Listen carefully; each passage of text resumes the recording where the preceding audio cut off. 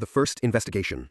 The partial declassification of the Winters Mountain case in 2014 revealed just enough to unsettle historians, journalists, and amateur sleuths alike, but not enough to answer the most disturbing questions.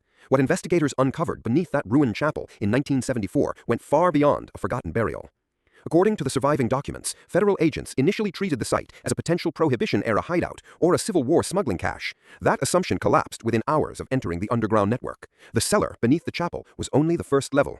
A narrow stone stairwell led down into a series of low, arched tunnels, some still shored up with wooden beams that looked decades, if not centuries, old. It was in these deeper rooms that the true nature of the site began to emerge. Investigators catalogued 4 ceremonial chambers, each with a different floor symbol carved into stone, a preparation room containing rusted iron restraints fixed to the walls, large clay vessels sealed with wax, later found to contain a viscous fluid mixed with human bone fragments, and, in the largest chamber, 7 human skeletons arranged in a perfect circle, all facing inward toward a central stone platform.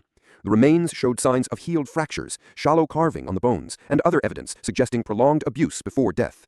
Among the artifacts recovered were fragments of clothing dated to the 1840s, small hand-carved wooden tokens bearing the same spiral symbol found in the journals, and 2 iron keys wrapped in oilcloth.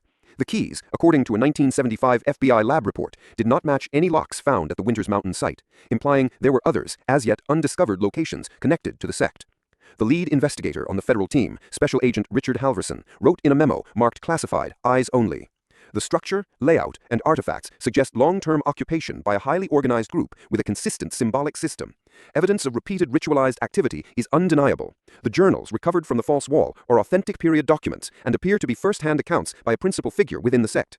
Preliminary analysis indicates that at least some practices described were carried out in these chambers. This was not merely a church. It was a closed system of belief, discipline, and, very likely, homicide.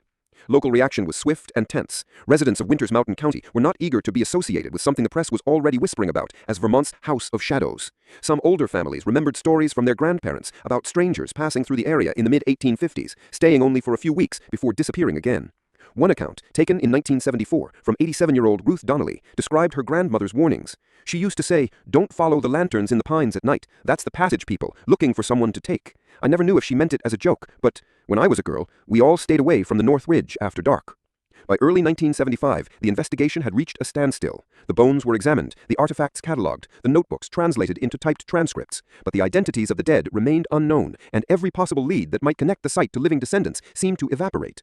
It was only when researchers began to study the journals in detail that a coherent narrative began to emerge, a story reaching back to the 1830s, to the founding of the renewed Covenant of Light, and to 3 brothers whose names had been erased from local memory, but would soon become synonymous with one of the darkest chapters in New England's history.